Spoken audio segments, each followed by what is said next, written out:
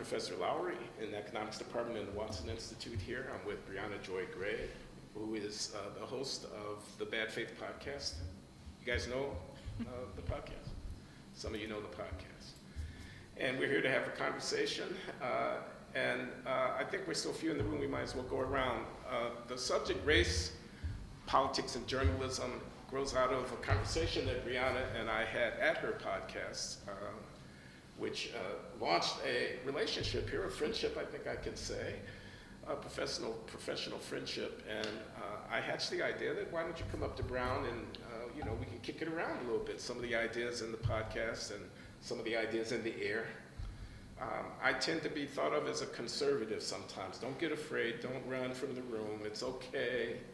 I'm a reasonable conservative. You're not dealing with a Trump person here, you're dealing with a guy who you'll see says some things that are thought of as a little bit heterodox and on the more moderate to conservative side of the aisle. And Briahna, having worked on the Bernard Sanders campaign and having laid down a track record at her podcast with her interviews and stuff, is a woman of the left. So also a heterodox thinker, I would say. Okay. Quite reviled by the more moderate liberals on my side of the aisle. So why don't we stimulate a little bit of conversation, then go around the room, let you guys introduce yourselves, and then you're all guys. I notice. I don't know what's up with that. That's also what my viewership is like on my podcast. When I do a call-in show, and to the extent that you can tell from somebody's avatar, I always try to cherry pick women out of the audience because so few women call into the show. Women don't call in either.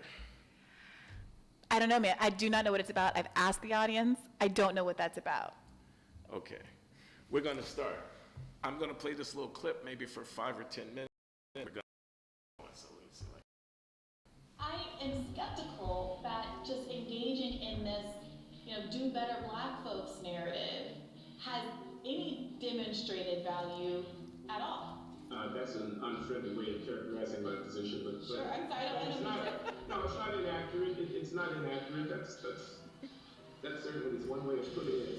Not all poor communities exhibit the same extent and nature of pathology that we're seeing in many of the inner city communities that are concerned here. Hardly straight line causal to behavior pathology is refuted by the experience of other communities. We need to be teaching our kids their numbers, their shapes, and their colors. We need to be reading to them. We need to be valorizing that kind of achievement just as much as we valorize other kinds of achievement. But Professor Loury, we can do both of those things. Who is not doing that? Because my experience is not that black people don't value education. Quite to the contrary, if you look at who is the most educated group in America, it's currently black women. I'm very glad to be joined by economics professor at Brown University, who's also a prominent social critic, Professor Glenn Loury. Thank you for joining me today. It's my pleasure, Briahna. So I always love to speak to heterodox voices across the political spectrum, particularly those that make it clear that there is not one kind of monolithic black voice. And as a black progressive, I have also often been, let's say, had my blackness attacked because of my political beliefs, and I suspect that you are in a similar camp. But we both are in the position of making critiques from kind of outside the mainstream school of thought, from different directions. So for those who aren't so familiar with your work, would you mind giving kind of a brief synopsis of your critique of kind of the liberal approach to explaining race and racial dynamics in America? Yeah, well, I've been around for so long and I've written so many things. It's a question of which Glenn Loury do we want to examine here, but let me go with the current version. So I think the anti-racism rhetoric and agitation is barking up the wrong tree. It's not that I don't think there's racism, I know there's racism. But it's that I think the development of the capacities of African American people to realize our full human potential is the fundamental challenge. And I've put this in recent writing in terms of the phrase, the bias narrative versus the development narrative. So the bias narrative is white supremacy, white privilege, discrimination, racism, holding black people down. The development narrative is raise our children. We got to educate them. We need to get busy taking advantage of what opportunities exist. There's too much crime and violence. Our families are in disarray. The achievement gap is only partly about the institution. It's a lot to do with the values and behaviors in our community. Let's take responsibility for ourselves. Nobody is coming to save us. Now, that's a rhetoric that is not unfamiliar to people who know something about Black American history. But I think here in the 21st century, with the realities on the ground being what they are, that it's time to revive that kind of rhetoric or to reiterate it, especially as I see so much energy going into what I think is a kind of windmill tilt. People they're angry, they're banging their fists against fate. I mean, microaggressions. I mean, they want to take down statues, and I'm not against the taking down of statues. It's just that I think it's kind of like begging the question of what really are the obstacles in front of preventing African Americans from, achieving a more effective position within the society. What's so interesting about that is I think that I have, in many ways, similar critiques, where I remember when statue discourse was in full swing, I remember just, asking the question on my first podcast, way back when, if we care about people remembering history, is there a way that we can better contextualize statues, put up additional statues, change plaques, reframe them in a way that doesn't seem quite so much like historical erasure? Are there certain figures that are so abhorrent that it's worth taking them down? There are some statues that are so laudatory in their aesthetic that there's no way to recontextualize them in a way that makes sense in a contemporary society. But that, on the whole discourse was kind of missing the forest for the trees of the more substantive conversations about racial inequity. And it became a flashpoint that in some ways was a distraction from a really important conversation that was ongoing about police brutality and the like. What's a little bit more difficult for me is this emphasis, or the choice or decision to either emphasize some of these potentially cultural factors that contribute to, let's say, racial disparities, versus some of the historical, political, legal, structural factors that are focused. And where I would agree with you is that talking about microaggressions and the like, while at times useful, particularly in kind of an HR context, are very far away from actually addressing any core root causes. But my focus would not be to say, let's talk more about interpersonal dynamics, some critique of Black family life, etc., but to focus instead on remedying those basic structural inequities, like broad economic disparities, poor educational opportunities for huge swaths of the American public, housing inequities, and on and on and on down the line, healthcare inequities, and on down the line. What do you make of that?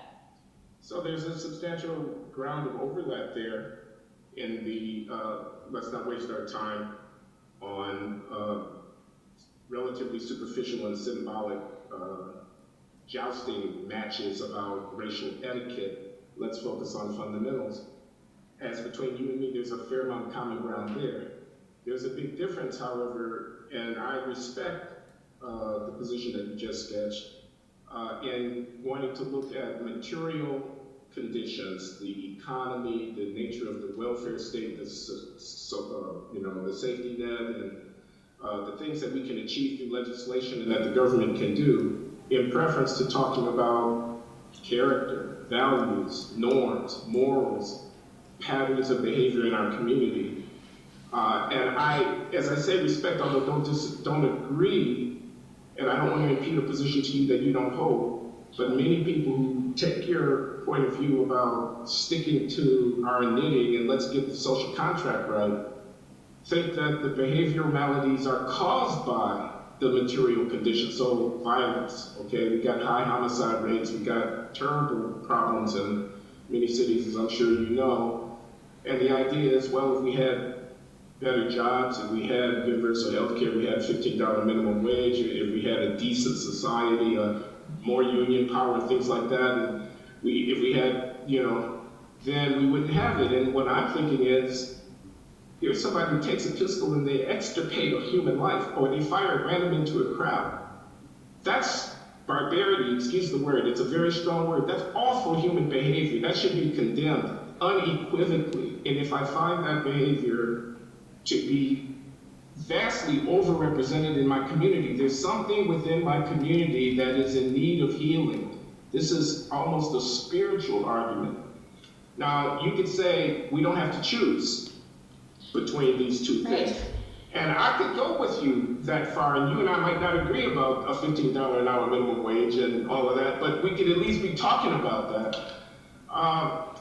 But at least don't downplay my side of that equation. If I don't have to choose, then let me hear the one who wants the $15 minimum wage also decry the despicable behavior of a relatively small number of vicious criminals, etc. You see how that language would go. I won't overdo it, okay? So my issue is not with, I do think there are some people, and the left has been having this conversation more broadly, and so I do think there are some people who are so uncomfortable with certain unflattering statistical realities that they do a sort of group propaganda in various ways, in various respects, right?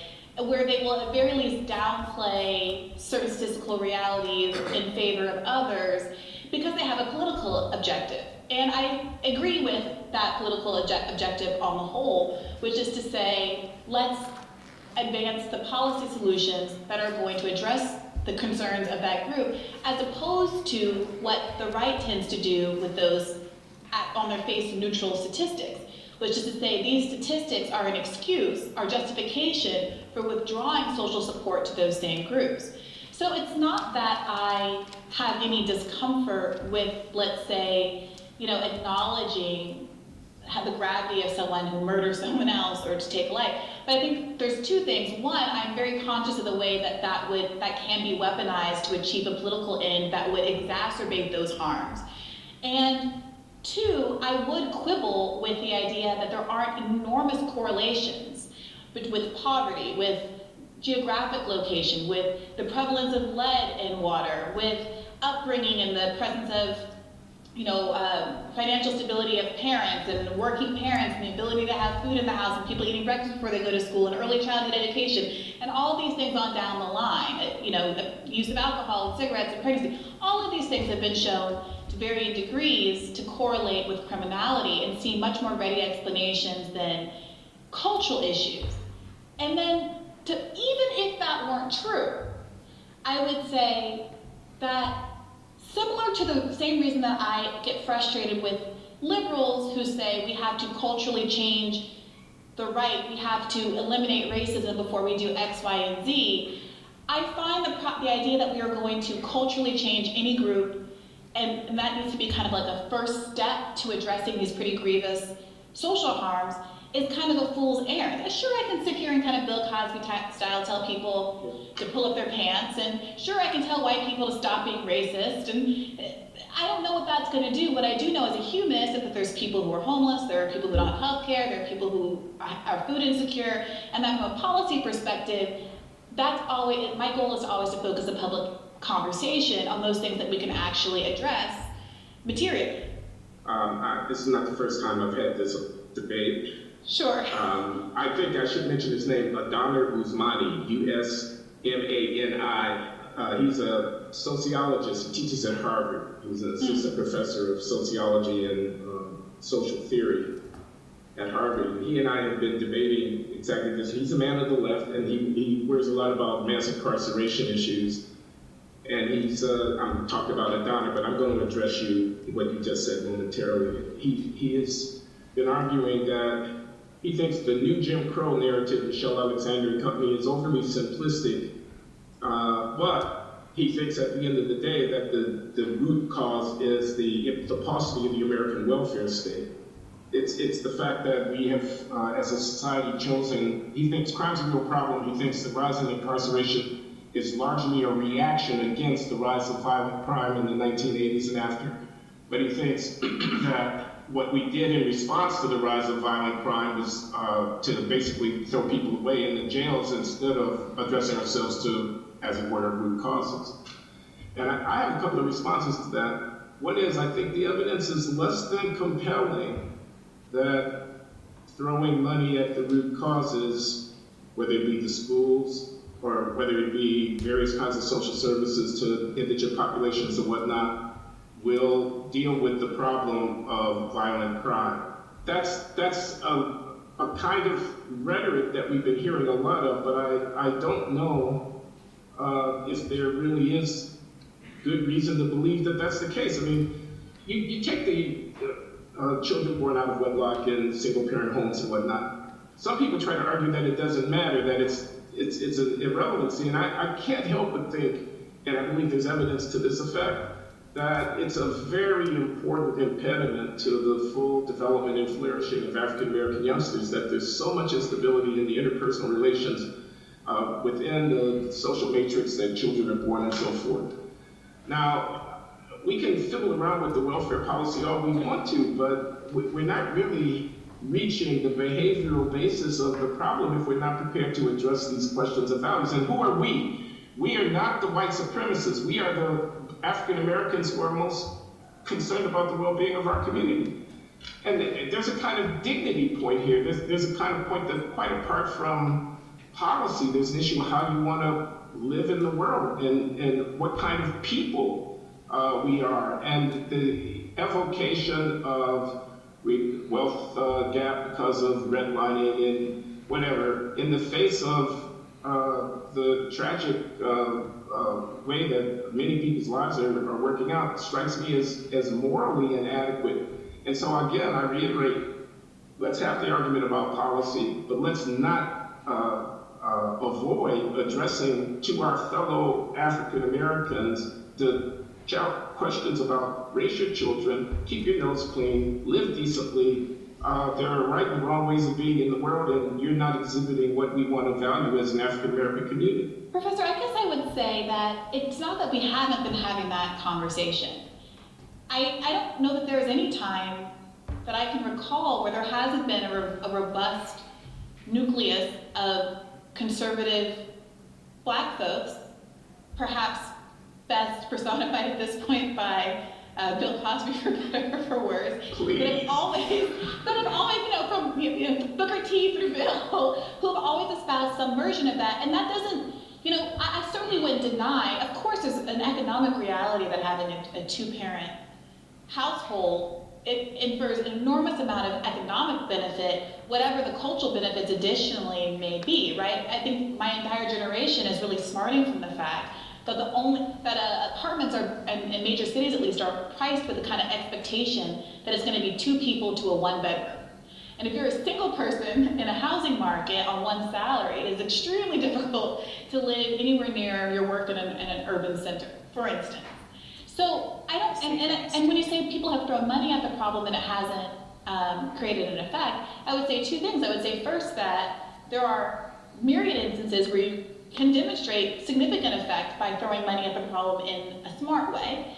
But that, typically speaking, the way money is thrown at the problem is exactly that. It's thrown at the problem instead of actually addressing root causes. So busing kids instead of addressing the fact that redlining means that Black people live in these historically deprived neighborhoods, don't get any equity out of their housing value, and as a consequence are victims of a wealth gap and a taxation base that means that their schools are dramatically underfunded, right?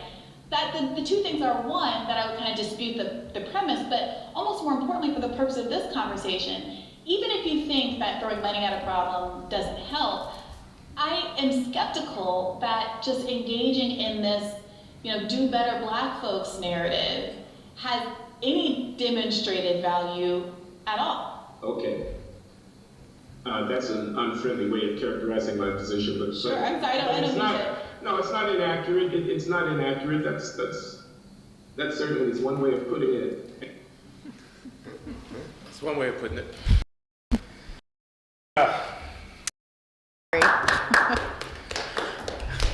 So this is a conversation. Briahna was kind enough to come up to Brown, sit here in public, and to review the bidding. Why don't we get to know each other? We're only 8 in this room or whatever. You want to tell us who you are? Hi, I'm Charles. I'm a first year at Brown. I'm an audio study. First year. Welcome to Brown. Has it been good? Yeah. Good, good. And speak up, please, if you don't mind. I'm a little hard of hearing. I'm Zach. I'm a junior studying English. Okay, you don't want to say anything about why you're here or what you find interesting about the subject? I saw the debate when it came out. It was a treat.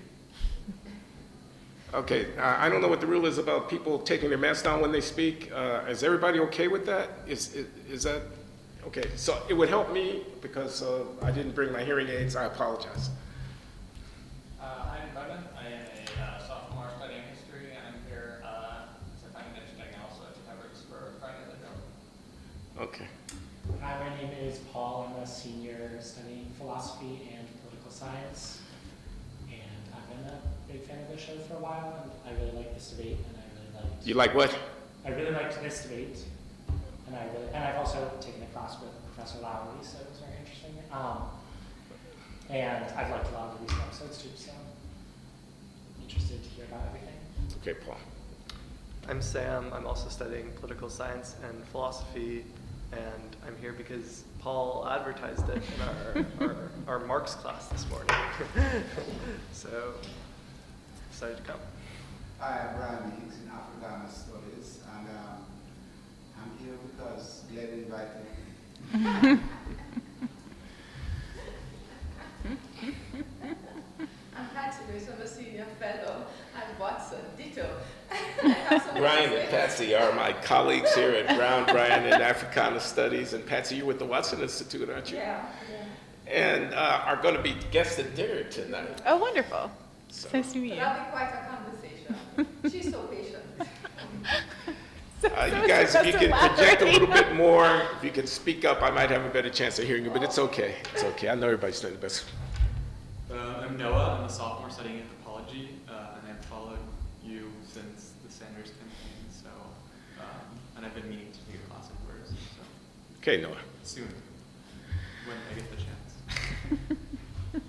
Briahna and I just got through with a scintillating hour-long audio podcast taping, in which we went back and forth about Bernie Sanders and the Democratic Party and college debt relief and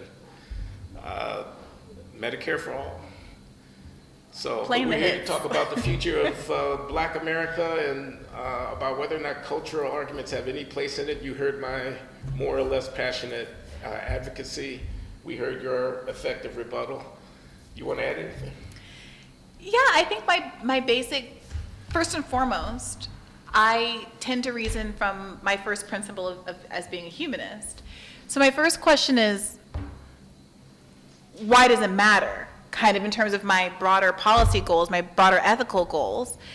Why does what matter? Whether or not the cause of racial disparities is cultural or something else. Because, what I eventually came around to saying is that if it's cultural, I'm not exactly sure what we can do about it. And I think it might be worthwhile to define what culture is, because I recently had this conversation with Coleman Hughes on his podcast. And when I listened back to it, I think we were going a little bit in circles. And it sounded like I was denying kind of the existence of culture, because I think we were talking about two different things as being culture. I heard even in that exchange, there was a reference to, whether or not it's advantageous to have two parents in the household. Some people might call that cultural. I kind of framed it as a material issue, because I don't think it's like the psychic value of having married parents that necessarily confers the benefit. I think stability confers the benefit. I think having two earners confers the benefit, or at least having, free, the child care of one parent staying at home while the other one works is a benefit and cost savings. And it's not necessarily what I would describe as culture, because so often when people are having conversations about what culture is, it seems to me that there's often a political agenda attached, where folks are trying to say, there's no point in doing these social programs, these people are culturally deficient, you can't change them, they're deciding to have babies out of wedlock and do socially aberrant things, this is not my responsibility, I shouldn't be spending my tax dollars on it, it's culture, it's not my issue. You're interesting because you're in this space where you're saying, I think it's cultural, but also have an investment because of your, affectionate investment in your own community in changing it, but I still am not especially confident that that can be done in any meaningful way outside of changing people's material realities. So for instance, everyone was making fun of, I think maybe Ben Shapiro or Charlie Kirk, maybe the other day, I think it's Charlie Kirk, because he was talking about how the higher people live in a building, the more like radical they become. You know, and this is why cities are bad, and like have to be close to the ground, and like have your nose in like the loam, and all of this kind of stuff. And it was an absurd kind of sounding statement, but there obviously is a lot that's true about urban design and its effect on behavior, and how building tall skyscrapers with these corridors and dark places causes more crime than when people have social public housing that's low to the ground, or you have a garden and you feel like you possess it, and you can, you know, you're responsible for how beautiful it is and all that stuff. People have more pride in their property. Like, that is obviously true. And so if you want to change behavior, I'm like, okay, well, let's do urban design. Let's change, you know, people's commitment to their spaces. Not let's lecture them about why, you know, why did you get pregnant so young? You know, let's think about why they got pregnant so young and not assume it's something intrinsic. Because if it is something intrinsic, there's nothing I can do about it anyway. So we might as well try to see how we can socially influence behaviors, and all the way that social psychologists know that we can socially influence behaviors without that judgment that I think is actually precluding action. Okay, so this is going to seem like a trivial example. It's on the question of what is culture, or Sure. why should we care? So it used to be that African Americans were willing to laugh at Amos and Andy and shuffle along, were processing their hair in order to try to make it not look kinky, were viciously status conscious about skin tone hierarchy of light skin being better, good hair being better, and whatnot. And don't you call me black, I ain't black, you know, kind of thing like that. And there was a revolution within Black American society of self-understanding and self-consciousness about black is beautiful, about the need to affirm our negritude, our Africanness and whatnot. And that was a real transformation of our consciousness. It had political ramifications. It interacted with nationalist sentiment in African American political life. And it was a change that was brought about through a variety of different influences in the arts, in public leadership, in journalism and activism and so on. And that was a transformation of the sense of what it meant to be a dignified black person in the world that happened within my lifetime. I was born in 1948.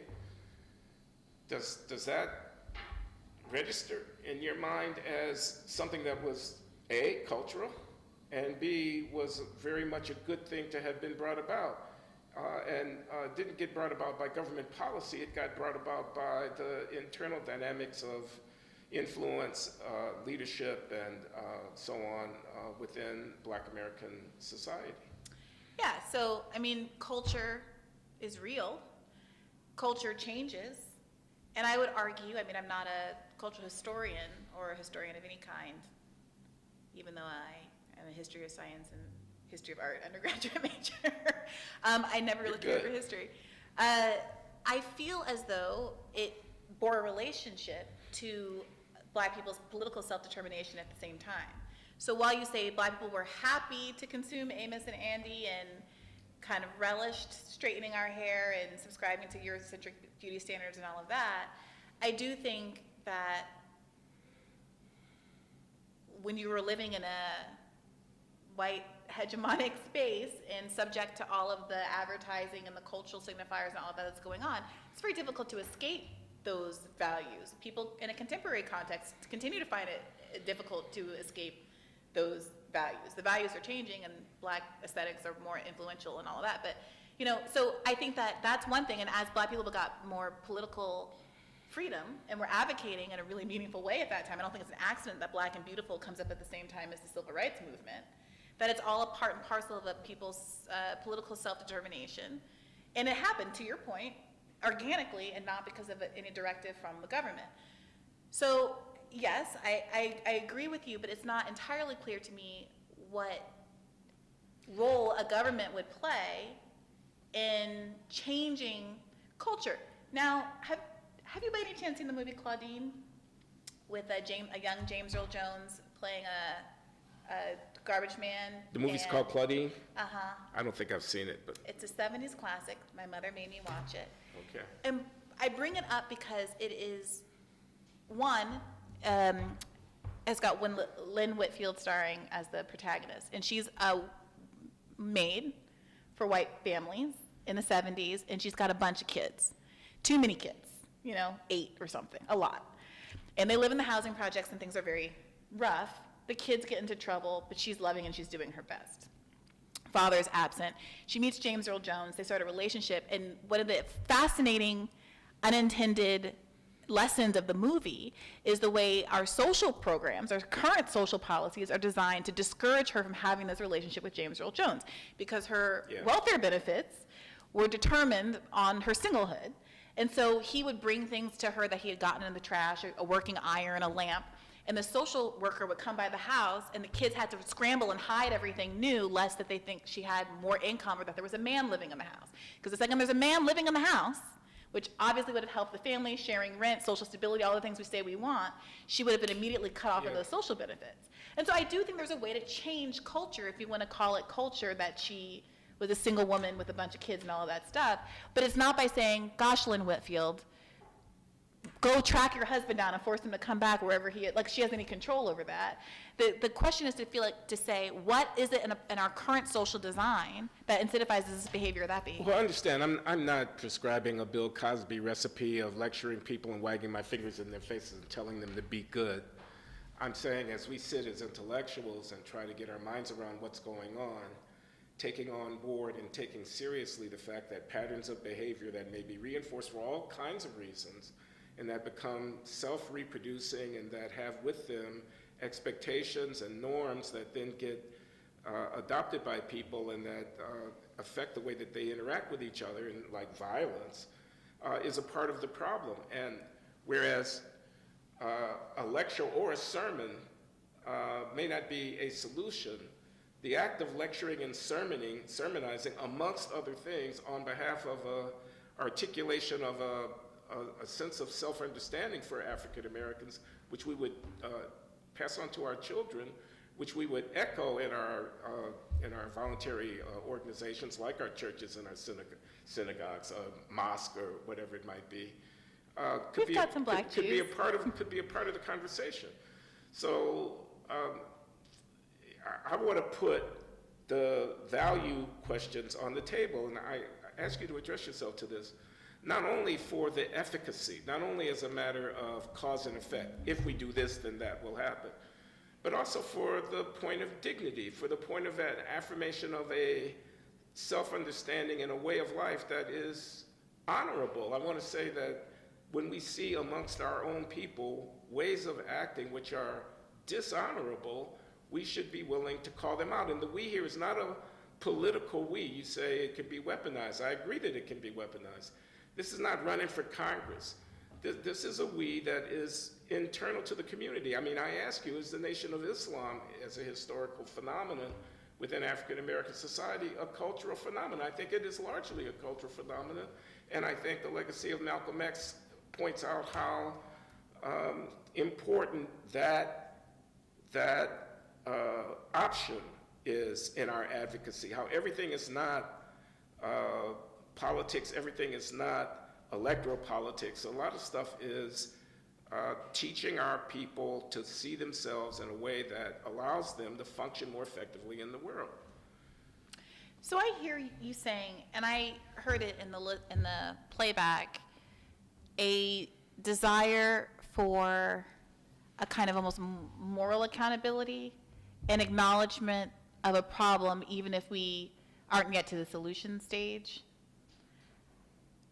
I hear that, and I want to validate that there are certainly, as I said in the clip, there are spaces on the left that don't want to talk about anything unpleasant, any bad facts, increased crime in this community, and that, like, they don't want to talk about it because it feels like they're either worried about the political consequences of admitting too much, or they're embarrassed. And I don't feel like that's where I'm coming from, because I'm pretty confident about what I think is the cause of a lot of those things, and I don't think it's about morals. You're asking me, here's my issue.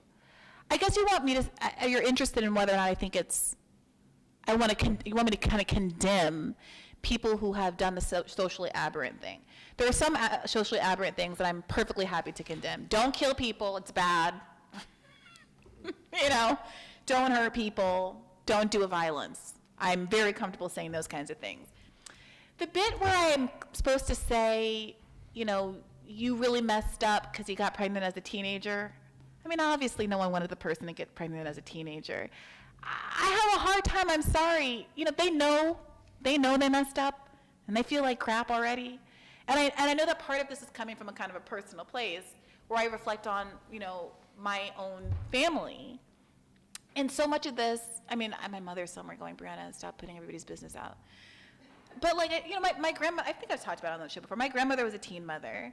She had my aunt when she was 16 and my mom when she was 17. You know, it was an older guy. No one ever talks about him and what he did wrong, right? It's all about the mother and all of that. It was, you know, in the late 50s, early 60s, so she was shipped off to one of those homes for wayward girls where she had to give birth to these 2 kids as a kid herself alone. You know, it makes me so sad to think about it. And she came from a good family. My great-grandmother was very strict and all of those kinds of things. But, you know, they didn't teach her about birth control. They didn't tell people about things. And she had sex with this guy apparently and got pregnant immediately, you know.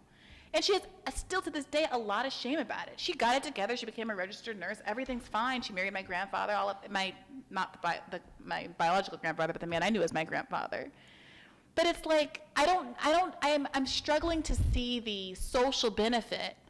When I look at the examples of people in my life who have ended up in situations, neighbors' kids who've gotten knocked up and stuff like that, even that terminology, knocked up, who became pregnant, I'm just really struggling to understand the social utility of heaping on shame when the whole gestalt of our society is all the things you're saying. Of course you're supposed to get married. Of course you're not supposed to have sex till you're married. All of the Puritan stuff, that's the whole country. We're just breaking out of that a little bit, and suddenly it's like you want to slam the door and be like, but don't you know what you're doing is bad? Everyone knows it's bad. We're all pressured all the time to toe this straight and narrow. It's not like anybody's laboring under some delusion that like totally teen parenthood is the bomb.com and our ultimate goal. And I do think that there are some discrete communities where there's so much dysfunction because there are not a lot of examples, because there's so much concentrated poverty and there have been so many generations of that there's very little modeling of it.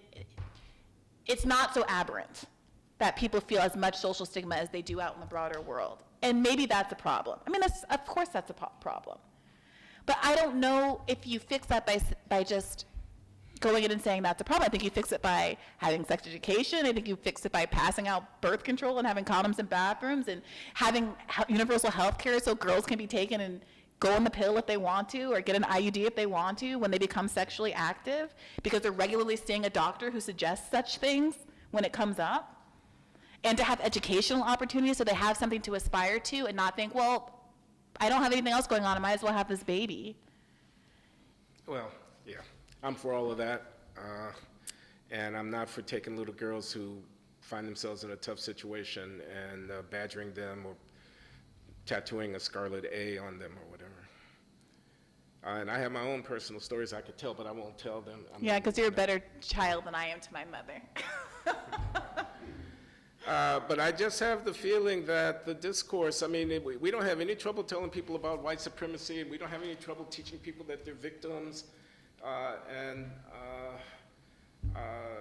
arguing. Well, do you think there's not white supremacy and that people aren't victimized sometimes, some people? Yeah, I think there are. I mean, I don't see a political agenda in that. What I see is etching in of the deep separation between a non-trivial part of the African American community and the engines of opportunity that exist in the society. And I see a kind of rhetoric that fits the moment and has its adherents, but that I don't think is doing very much for our people. And I mean, where we agree, I mean, if you were to say to me, let's not talk about white supremacy, let's talk about how the political economy is organized, and we're going to have a debate, neoliberal economists versus democratic socialist policy wonk. And we could talk about 15-hour minimum wages or about health care for all, universal Medicare or whatever. That would be one thing. To take the race question and to embed it within this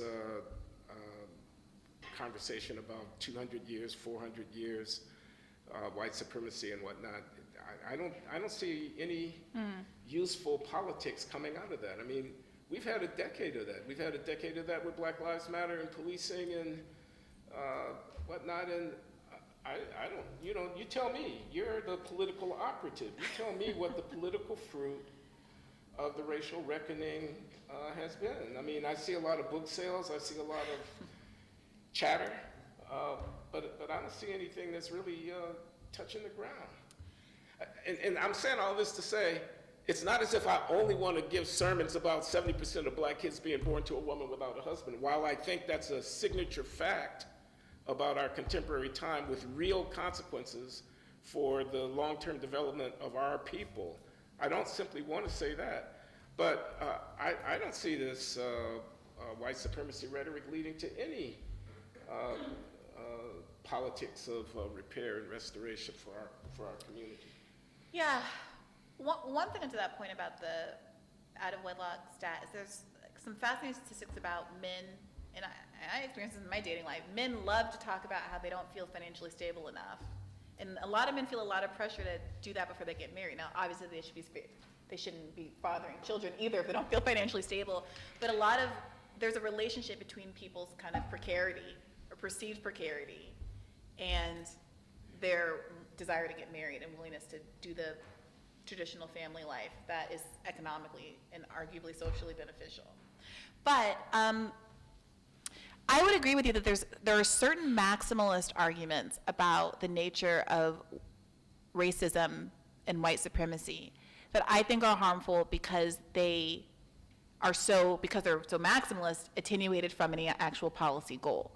And this is what the critique of identity politics is from the left.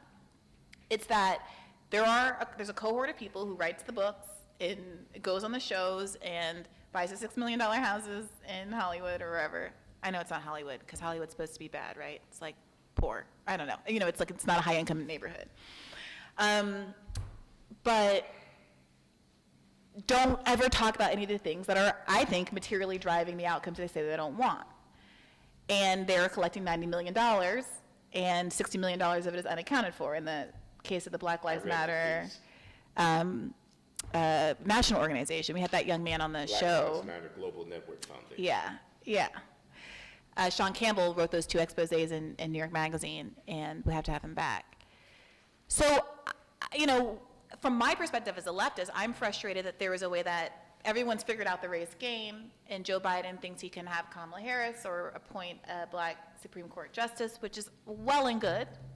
I mean, not the Kamala Harris part, the Supreme Court justice part seems well and good, but not do anything substantive. And that's an excuse for him to have betrayed all his campaign promises, not just to cancel $10,000 of student debt, but to cancel all HBCU student debt for everybody making $125,000, which everyone has very collectively forgotten about, he said.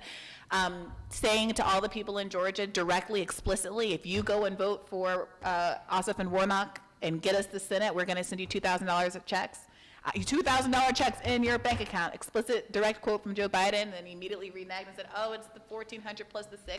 All these things people have not forgotten about who actually live in these places, and we're going to all find out about that in midterms in a second. That he can not actually meet the needs of communities. If we had a $15 minimum wage, that would be a raise for 38% of black Americans. Those are the kind of things we're not talking about and that he's not doing. I could go into the Medicare for All, disproportionate health effects and how the maternal mortality gap, which everyone loves to talk about. Do you notice that suddenly in 2018-19, the entire conversation was about the maternal mortality gap? Everyone was suddenly extremely concerned about the maternal mortality gap. It's an op. The number one way to close the maternal mortality gap would be to provide universal health care for people. Because what's driving one of the biggest parts of the gap is poverty, and people who are on Medicaid are getting worse medical service than mothers who have private health insurance. Now, what neoliberalism does is say, look, here's Serena Williams, who's obviously very affluent, and she had a tough pregnancy and was subject to medical discrimination, which is a total thing and a separate thing from some of these other issues that are really driving the gap. It's a thing, and it matters, and it's bad.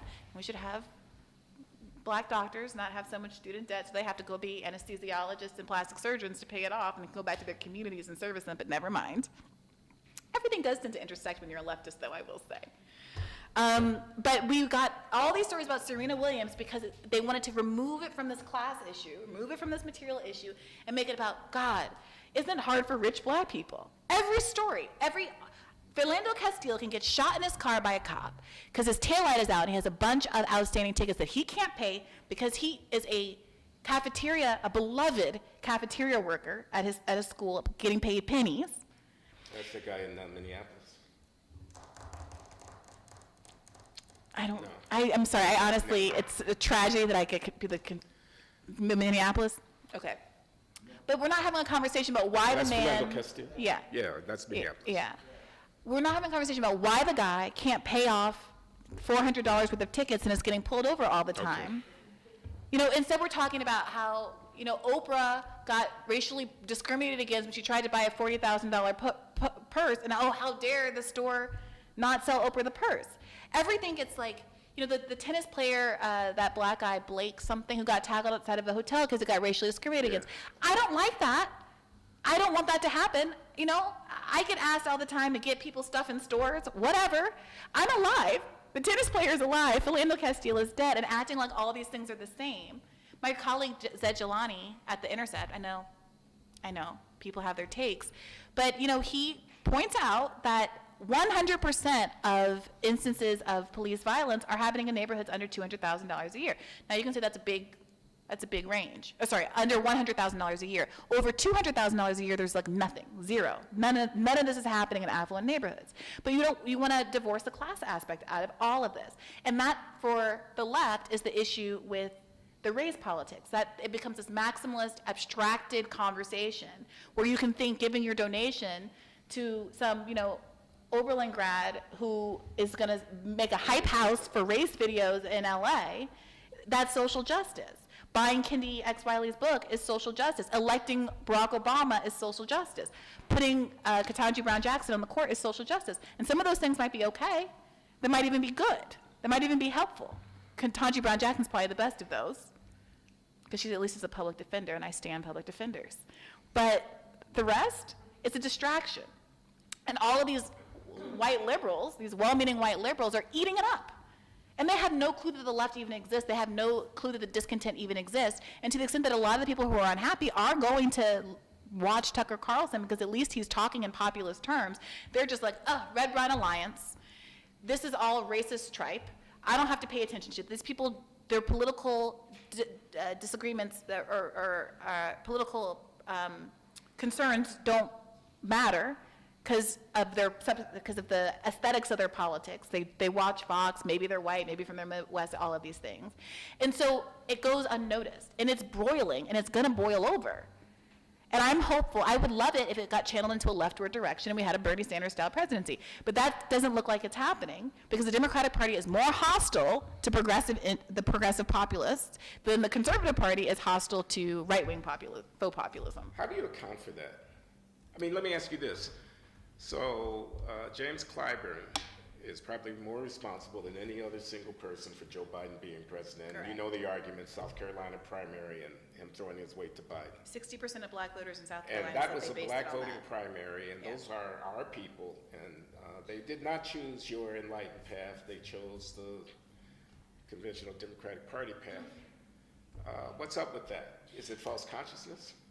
People don't really understand their interests? For decades, race was a not terrible proxy for the more progressive, the political candidate that was going to do more for the people. We didn't used to get anybody who was black for the longest. It was like Reconstruction, bloop, and then nobody until you know, the 80s, 90s, sort of, a little bit. And Black people, of course, were going to trust the judgment of their own folks. We have been fighting for that representation for so long. So representation held some weight for a long time, and I don't judge people who felt that way. Most people are tired. They're not sitting around on Twitter for 10 hours a day like I am consuming every news piece. Everyone has to reason by proxy. They find their politics by proxy. Who did my mom vote for? What did this politician that I know and like say? What did Barack Obama say? I don't think that makes you stupid. That's how the world works. We all jump to those, we all, reason by proxy because we don't have the bandwidth to do every little thing. And James Clyburn is very popular. He's been in his seat for like 30 years. He's finally getting challenged this year, by the way, which those of you who listen to my podcast know. I interviewed an interesting Being guy. challenged by whom? Two people, one who I think is kind of like a neoliberal, and this other guy named Marcus, sorry, I'm blocking his name. These are Democrats? He, I think, describes himself as progressive, but he has some hot takes. He is not pro-choice, which is it's going to be a hang-up for a lot of people on the left, although might be worth it to some folks just to get Clyburn out. And that was a conversation we had on the podcast. It is South Carolina. It is South Carolina. Now, Jim Clyburn, I must say, because I feel contractually obligated, the contract I signed with my values and ethics, to say this every time I get a platform to say it, takes more money from the pharmaceutical industry than anybody else in Congress. And there is a reason why anyone else in Congress, not in the House, in both chambers. And there is a reason why he is so solidly allied with Joe Biden. It's also worth noting, and one of the things that came out of the interview with the candidate that I found to be notable is that his district is so poor. It's like the 6th poorest district in America, Jim Clyburn's. He's been there for like 30 years, reigning over the 6th poorest district in the country. People there are, you know how South Carolina is. My great-grandmother of the story, it was from South Carolina, was a sharecropper up from there. Like, it's the pits, man. And our people are living in these conditions, and not one word of accountability ever comes Jim Clyburn's way. I had no sense. I just assumed he was like from a major city, a major urban area. No, he's not, and it's not going well there. And so instead of having a conversation about what's going on in his district, personal accountability, getting these people out of office without being in there for these 30-year terms, Dianne Feinstein teetering around doing God knows what, calling kids jackbooted tots because they want her to, not kill the environment. In California, our progressive bastion, like this is where we are. And all of it, everyone gets away with it. I'm sorry, because Jim Clyburn's Black, and no one has politics beyond the identity politics among liberals. They've been completely ruined. And I'm not just talking about Black people. Black people, I kind of understand why you want to vote for a Black person and care about a Black person. It's on some level, white liberals believing that they're doing a good thing by supporting these Black candidates. When Bernie was running in 2016, I had so many white people on Facebook and at my law firm coming up to me saying, you can't like Bernie, Black people don't like Bernie. And I was like, David. There were 3 Davids in my 12-person law firm. And I was the only Black attorney at this law firm. What are you saying? Literally, what are you saying to my face right now? But that is the brain warp that's going on. They truly just Briahna, Black people don't like Bernie. I had that conversation dozens of times that year. So much so that it made me angry enough to start a podcast and launch this whole trajectory that I've been on ever since. Okay. Well, you have been sufficiently provoked, I think.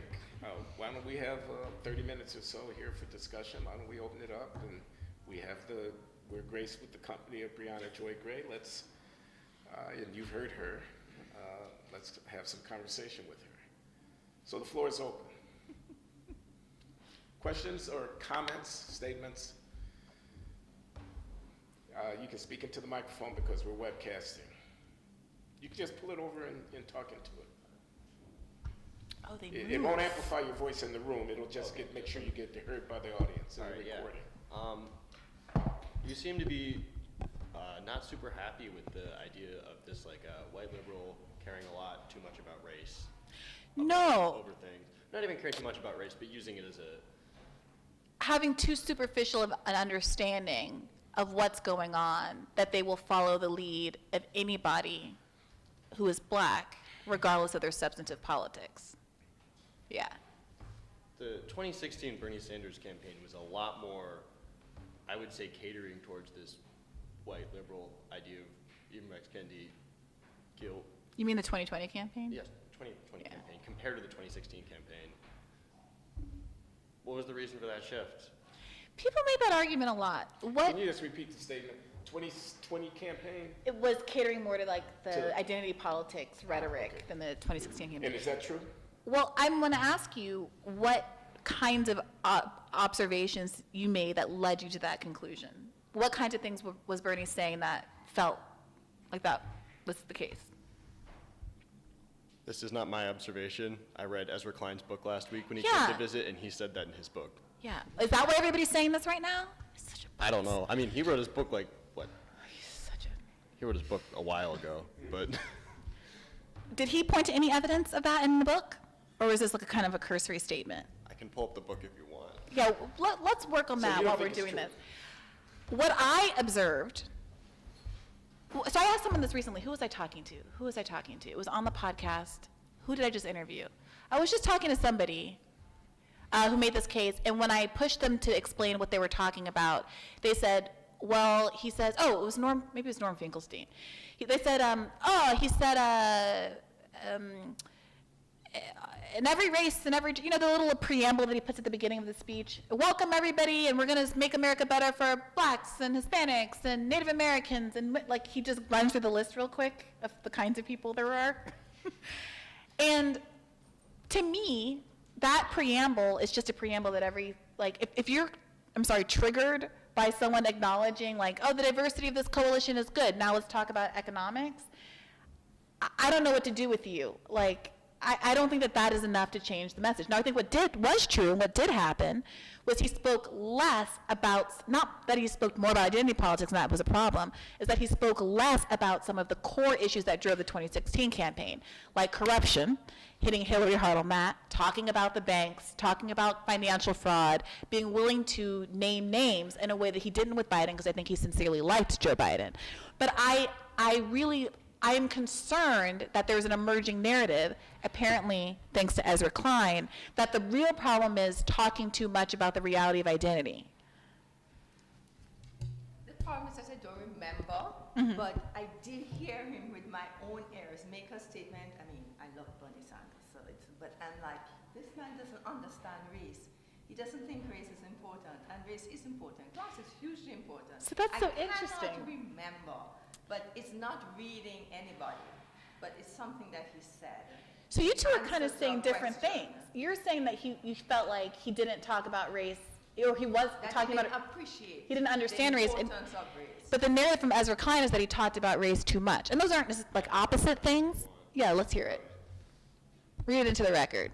Bernie Sanders is a good example here. In 2016, he centered his campaign on class and was criticized for a tin ear on race. Ultimately, he won slightly more white votes than Clinton, but was swamped by her 50-point margin among African Americans. In 2020, Sanders has run a more race-conscious campaign, emphasizing his past as a civil rights activist. And then this is a quote. I protested housing discrimination, was arrested for protesting school segregation, and one of the proudest days of my life was attending the March on Washington, led by Dr. Martin Luther King Jr., he said in his announcement speech. His campaign has hired more non-white staffers, worked harder to build relationships with black political leaders, and released plans to address the 5 central types of violence waged against black, brown, and indigenous Americans: physical, political, legal, economic, and environmental. And then it goes on to talk about a similar sort of dynamic with open borders, where he wasn't against, or he was like openly against open borders in 2016, and then in 2020 was more open to this idea of larger immigration reform. Yeah, so, okay.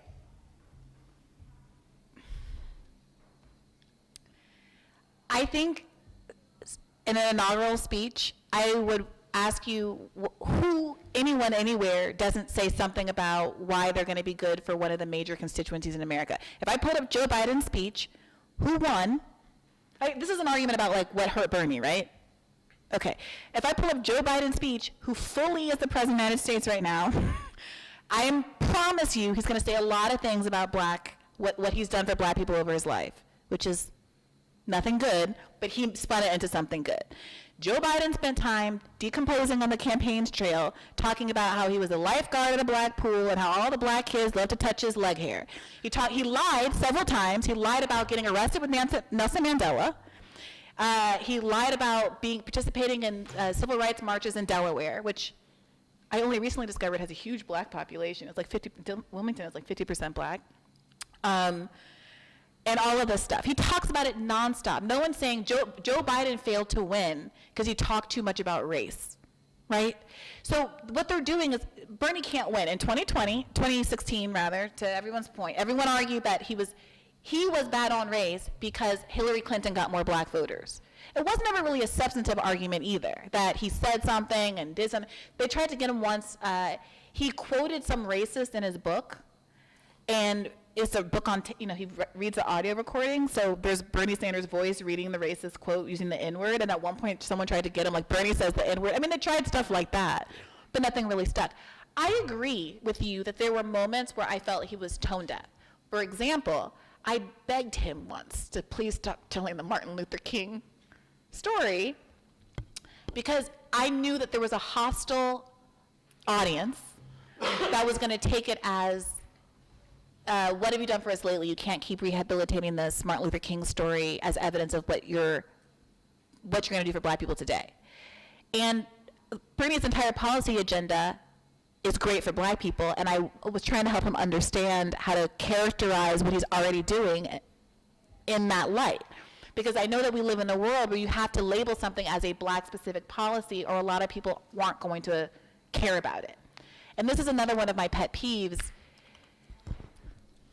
I'm sorry, I know that I'm like going all over the place. I'm gonna table the pet peeve. But the point is that, like, Bernie couldn't win for trying. So while I agree that there were these moments where he was tone deaf, I think he also was sincerely very proud. I privately talked to him about how proud he was of the housing integration work he was doing at the University of Chicago. I'll tell you what Hillary Clinton wasn't doing at the same time, as she was a Goldwater girl, aggressively not participating in the civil rights movement. I think that kind of demonstration of integrity matters. All I did in college was join an a cappella group, Do you think Joe Biden was pandering for black votes when he committed to choosing a black woman for his vice president? Of course he was. And a black woman for his first Of course he was. appointment? Also, there's something wrong with Is that a bad pander. thing? I mean, you're a politician. You're supposed to be offering people something in exchange for their vote. I mean, that's what you're supposed to be doing. I think it should be things that aren't so superficial. But the whole point of politics is to say, your life is bad, or it could be better, and here's how I'm going to improve it. This is what I'm going to do to improve Is it. Bernie too pure a socialist committed to his vision of organizing society that he wouldn't stoop to such tactics if they could abet his electoral prospects? I don't think it's stooping. I don't know. Do you want to get in here? Yeah, it's your job. She's doing fine, right? I mean, it's your job. What do you want him to say? Like, screw all of you? What was his position on reparations? Well, this was the 2016 thing they tried to get. Well, they did get him on. Barack Obama, Hillary Clinton, and Bernie Sanders all gave the exact same opinion on reparations in Ta-Nehisi Coates' article that got Bernie in so much trouble, right? They all said, maybe there's like a moral debt of some kind. I mean, yeah, sure, it's terrible what happened to black people, but I don't think that's the way forward. All three, like, almost identical quotes. But Ta-Nehisi Coates' logic was that because Bernie was willing to do moonshots in other areas, that he was willing to fight for policies that weren't necessarily polling well, because Medicare for All, it didn't have the 88% support back in 2016 the way that it does now. So Coates was saying, if Bernie is willing to fight for things that aren't popular, why fight for all of these white, in quotation mark, things and not this thing that's for black people? I support reparations. And when I felt like I was about to join this campaign, I hadn't agreed to it yet, but I knew it was coming, I very quickly wrote 2 articles of support of reparations to make my personal stance known before I got pulled into the campaign orbit. I wish Bernie supported reparations. But the idea that he was a less good candidate than Hillary Clinton, which was the context at the time, I think was not right. And I think it also ignored the extent to which the difference between Medicare for All and some of these policies that Bernie did support, even if they're moonshots and reparations, is that Bernie's fundamentally a populist. He is going to go for something that is going to affect a majority of people. And when you have an economic worldview that is so principally focused on eliminating a bottom tier economic class, the idea of turning your attention to a racial class that is largely coterminous but not exactly overlapping with that class and prioritizing that, it's a kind of anti-populist. I think I support reparations, but it's not a populist goal, because 50% of poor people in America are white. You know what I mean? There is going to be a anti-populist optics of saying we're going to prioritize giving me reparations while someone else is over there poor. And I see reparations differently. I see it as kind of like in a tort framework, where when there's damages, you get paid. If I'm in a car accident and someone injures me, I don't not get a payout because I'm already affluent. And I urged folks to think about designing reparations program along those lines, where it's basically a tort, like a mass litigation that targets a lot of the corporations that were extant during slavery, and that you can actually just get your money back. So like Aetna, for instance, that came up in our earlier conversation, made all this money off insuring slaves for their owners, you know, Yeah. and stuff like that. And let the public argue about whether or not Aetna shouldn't be stripped of money to give to black people, instead of like your tax dollars going to pay a Harvard student or whatever. Did you read Mark Lillard's book some years ago, Once and Future Liberal? No, I just read many articles about it. It's controversial. I mean, he has this line in there. He says, identity politics is Reaganism for lefties. By which he means every group has got its own interest, and if what you need is a working class coalition that cuts across identity lines, whereas Reaganism is simply, you know, I got mine, Jack, F you. It's, you know, private property and minimal state. Identity politics is every group is advocating for its own interest, and the ability to see the knitted together character of class interest that cuts across those lines is obscured by identity politics. Do you agree with that kind of argument? So I try to be careful and say that I am not critiquing identity politics. I'm critiquing the weaponization of identity politics. I'm critiquing all the ways that it's being exploited. I don't have a problem with identity. We all have them. There's the hat contingent over here. You know, we're in this purple plaid contingent. Yeah, but we should keep it in its place, right? Well, the whole point of intersectionality, which has now become like a buzzword, if implemented and if understood properly, it's supposed to be not that I am a woman and you're a man and therefore we have these conflicting interests. It's that I'm a woman and I have interests that are related to that, and you're a man and you have interests that are related to that. We're both black and maybe we have mutual interests on those grounds, and the fact that I'm black and a woman means that the fact that you're black and a man maybe means our interests, our racial interests are slightly different than each other, but that we can find the commonality because all of us share some kind of interest along one of these lines. And I think what creates the division among identities is the exclusion of class as one of the identity politics metrics we should be talking about. If class were one of the many identities that were being considered in an intersectional analysis, then the continuity between our interests would be much more obvious. And the original women who came up with intersectionality were Marxists, and they understood that. It's just been horribly bastardized since the Columbia River Collective came up with this stuff. Okay, anything from the philosophy corner over there? Not to put you on the spot, but I thought you might want to. Cool. Yeah. So religious observance in America has been going down pretty rapidly over the last 30, 40 years. And I'm not sure about the specific statistics for the black church, but I'm pretty sure it's comparable. I'm wondering if both of you, either of you, think that this is a problem, and whether or not you think there are things that the government could do to reverse this trend. But if it's not a problem, then obviously, the second part of the question. Okay, just tell me, what's the problem? Well, constitutionally, I feel like the answer to number 2 is no. Whether the government can do anything to encourage religious participation. I mean, they already give like tax protected status, which I would argue they shouldn't do. I mean, just like constitutionally, I feel like they shouldn't do. Yeah. Not because I have it out for religious institutions. I think that there's a lot of value in spirituality. I've been talking about this a little bit on the podcast. I talked about it with Marianne Williamson a bit. It keeps coming up. Like it came up in the environmental episode we just did this week. It keeps coming up because everyone's feeling this void.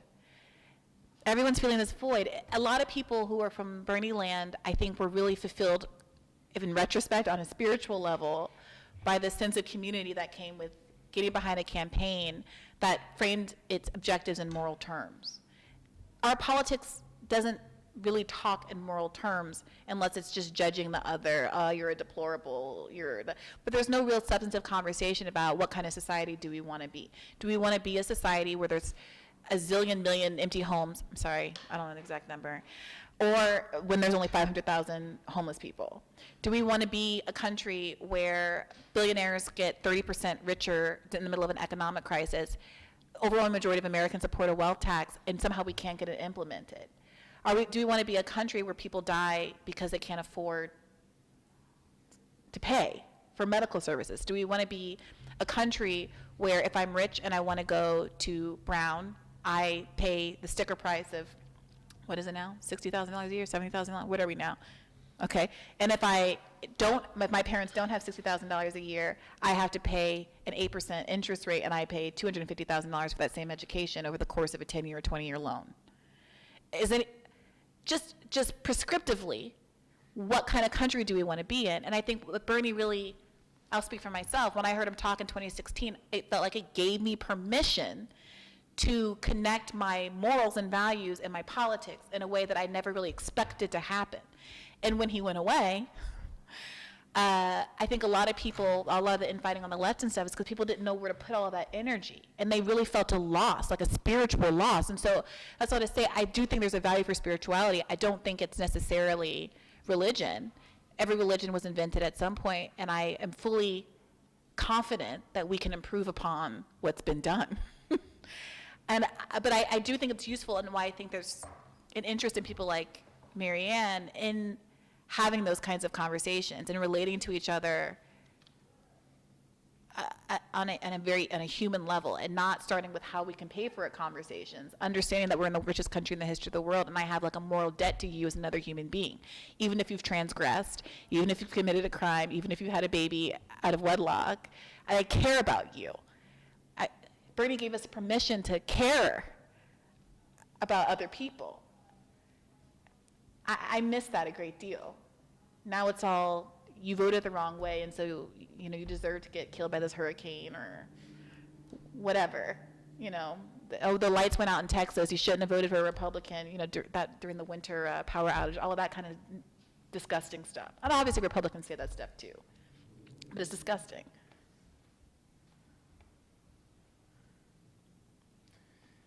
What do you think? Do you think we need to have more, we're lacking religion and that's part of the problem? No, I mean, I think, you pointed out the First Amendment. What is it? The free exercise, but also the non-establishment. That's the two sides. Yeah, get it off the money, too. It's ridiculous. That's a McCarthy-era BS. It is a cultural issue. The places where you would have these kinds of conversations and try to move people by appealing to their values and their morals would be in a selective, freely entered into small community of like believers who affirm a particular thick moral catechism and try to live by it. There's nothing wrong with that. I don't know about the government, though. I think only indirectly, right? Only through, for example, the debate about whether school funding should be made available for parents to choose parochial schools to send their children, whatnot. I'm actually open to that to some degree, because I think giving parents choice about education is one lever for increasing the quality of educational experience and of indigent kids of all races in the country. So I'd be prepared to entertain that personally, but I don't know where a Democratic Socialist stands on that. And I want to ask you a different kind of question, though, if I can. Not to preempt. You got something? Yeah, it's really a comment. and it's not directed at Briahna. 90% of what you said I can agree with, so I'm not, it's really to Glenn. And it struck me that there was a sharp disparity between the way in which you developed the social cultural movement of civil rights, the 60s, the 70s, and the role it played in transforming people's attitudes in some respects in relation to, racial questions of aesthetics, etc. And I fully agree with you. But then when it came to the movement of now, right, you seem to, I won't go so far as to say disparage, but you said, the direction it's moving in is not in the right direction, when we should be doing something else. And I imagine that something else would include addressing those internal questions that you see as part of that problems in the black community. But it seems to me that the movement of now is, history never repeats itself. Or Sorry, movement of now. the movement of now, Yes. the movement that we're in. Yes. And I was just saying that, history never repeats itself. And Marx would have said, or the first time was tragedy and the second time was farce. But there's a parallel between that movement and this one in terms of a nationwide effort to end police violence, to address long-standing questions. Why is that parallel not the same, and why do you place a negative value on this movement, or in my reading of it, as opposed to the positive value which you place on the movement of then? Yeah, this is the same question that Alden Morris asked me, the sociologist, The Origins of the Civil Rights Movement, that great book. We were actually in community college together back in Chicago in the late 60s, early 70s, because we came up in the same city at the same time. And he says, via Facebook, Alden says, Brother Glenn, man, these kids are just trying to change the world the same way that you and I were trying to change the world back in the day.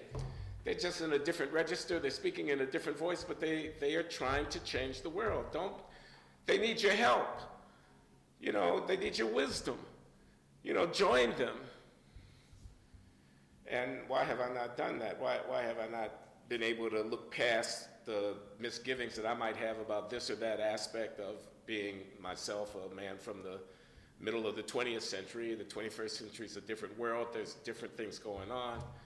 This is not your daddy's civil rights movement. This is the civil rights movement. And Alden actually has a long essay in Scientific American. I think it's in Scientific American, where he just does, where do movements come from and how do they get going? And often it's just a spark. It's something that's, so what if I don't think Michael Brown really had his hands up when Darren Wilson shot him in Ferguson, Missouri? So what if I have quibbles about this or that? Once the galvanizing forces start getting going, they accumulate on their own, they question authority, they raise, they're transgressive, they are, whatever, and why can I not get with that?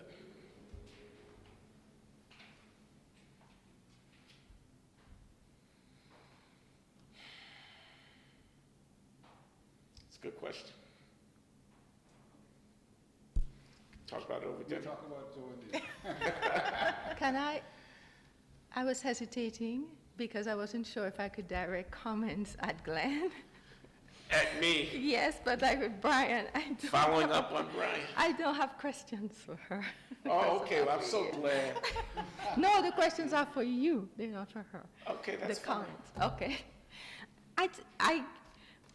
My comment is that I think there's a false dichotomy between saying that people can do things, or there are spheres within which people can act that can actually make a difference to improve their lives, and saying that structural racism isn't real. I think the two things can operate. Both and, not either. Yeah, so I think it's a false dichotomy, and maybe it's where you put the emphasis, but they're certainly operating at different levels. before I ask the question I want to ask, I just want to come to the structural racism and not having any political effect. There is something about having people reflect on their privilege and where they are in life. And some terms, even if they might be overstated and overdone, there's a place for raising your fist, yes, and for saying, take a look inside, because that's how you change culture. And it's not just one culture that needs to be changed, if I'm to take your argument. So you cannot be talking about black culture needing to change. We're not thinking about white racist culture, because that's also part of the equation. How do you change that?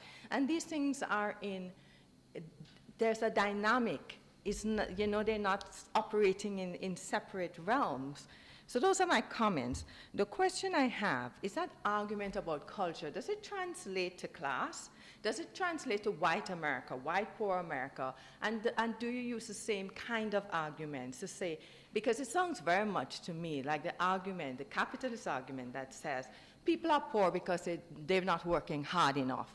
And hard work is the route to prosperity. And all you have to do is change your attitude to work, and you will be rich and prosperous. That totally ignores the structures that keep people poor.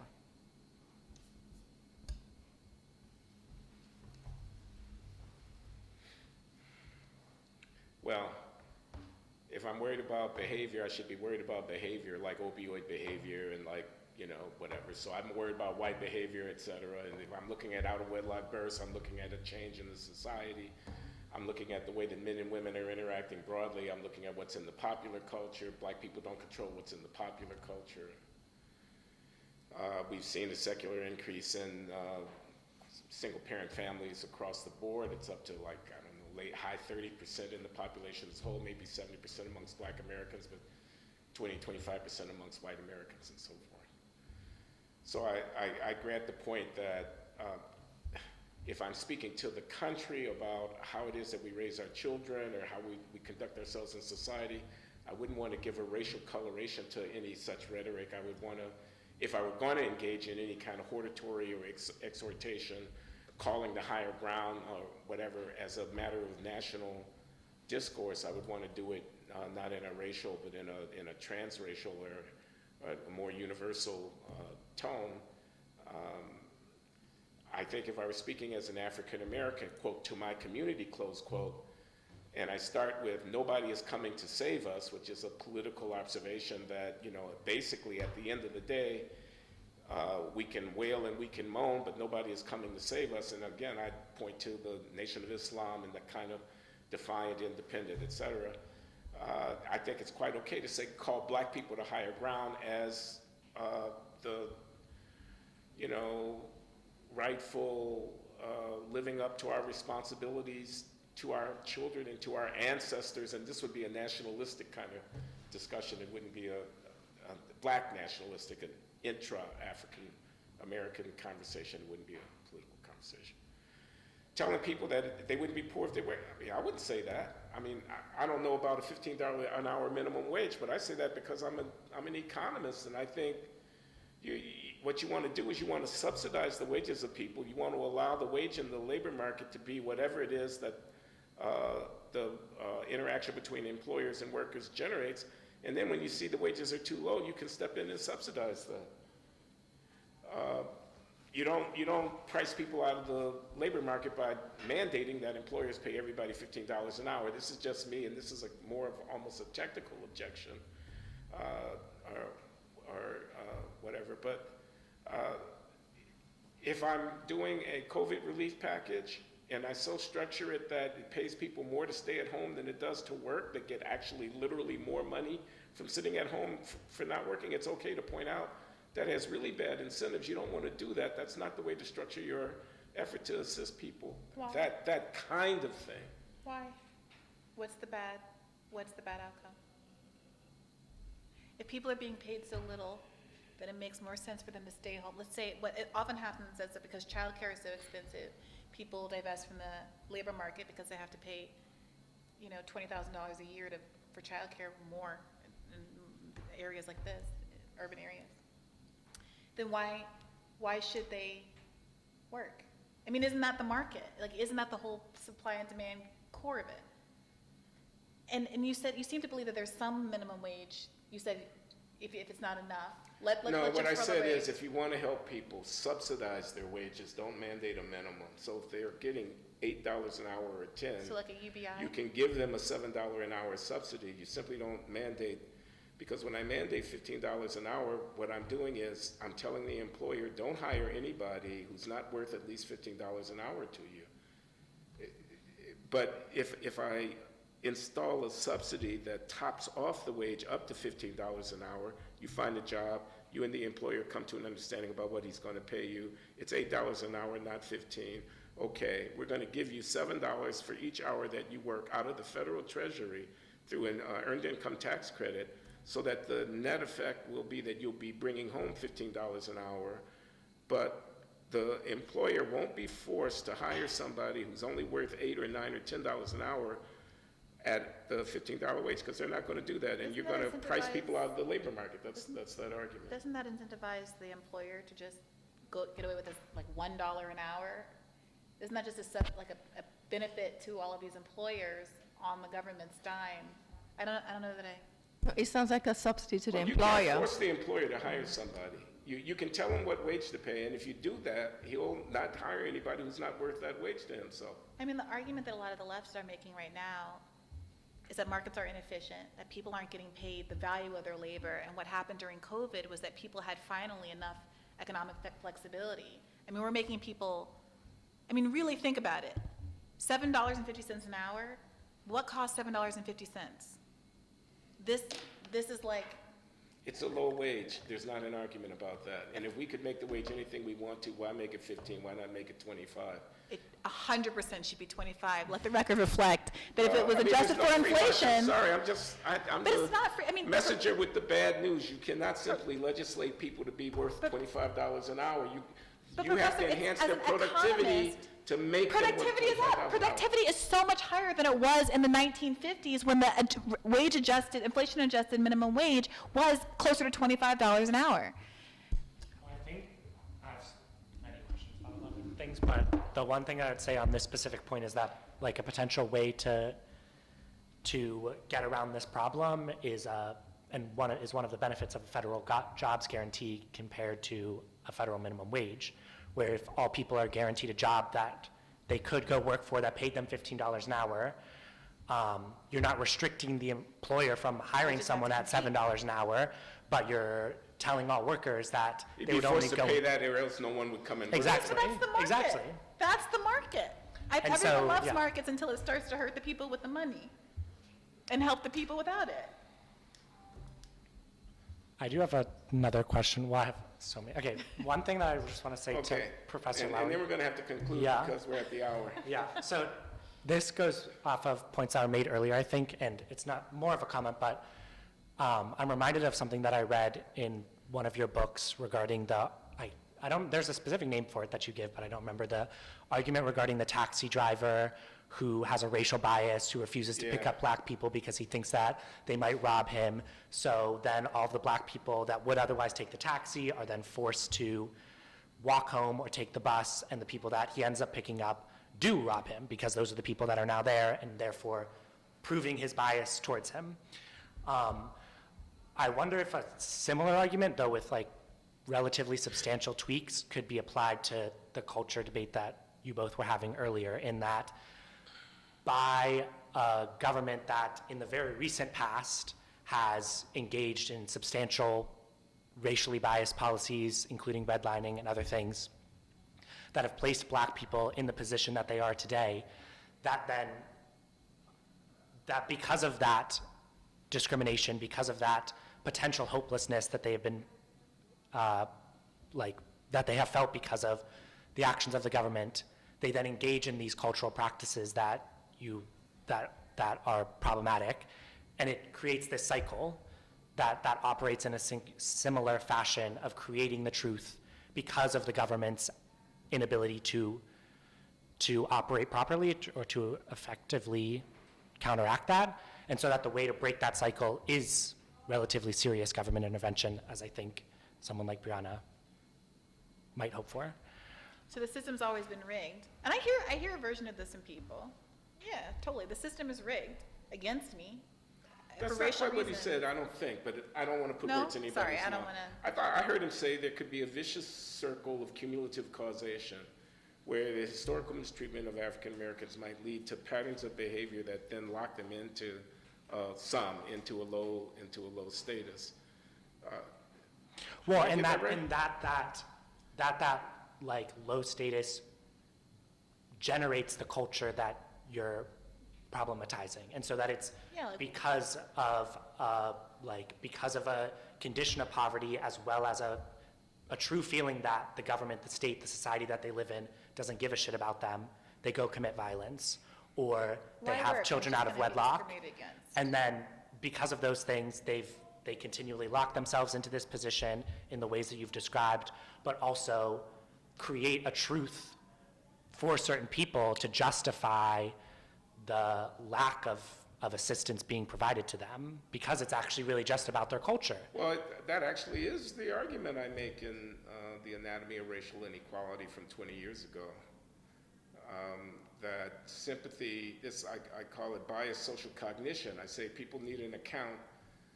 They need to have a story they tell themselves, voters, the median voter, white people, need to have a story they tell themselves about why the condition of African Americans, the lower classes, is what it is. And they are reinforced in thinking that people are reaping what they have sown when they see behavior patterns that are adverse and that are problematic, but that the problematic behavior patterns may have emerged out of a history of marginalization and denial of resources and so forth, and it becomes kind of a vicious circle. The community needs sympathetic public intervention in order to heal the wounds of the historical violation, and yet the people who are in a position of granting that, in effect, through their support for the appropriate policies, are unwilling to do so because they look and they attribute the poor condition of the community to the patterns of behavior that they find to be unsatisfactory. So, I think there's something to that. You want to say something? We can adjourn. There's a reception down in the South Common Room on the second floor, which, if you go down there, there may be some refreshments or something like that. I'm not advertising it. I'm just letting you know it's available. We can go down there for a few minutes. And then there's a dinner party later this evening at my home that you're not invited to. I apologize, but that we are eager to get on to. So let's adjourn. Thanks for coming out, everybody. Thank you. Briahna.